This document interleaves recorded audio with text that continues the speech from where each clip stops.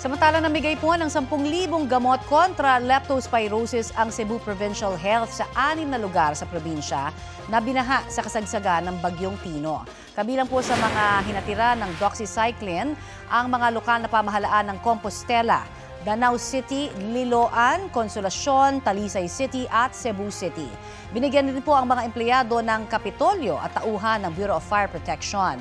Sabi ng Department of Health, anuman ang dahilan, may sugat man o wala, basta napalusong po kayo sa baha, hugasan agad ang katawan ng tubig at sabon.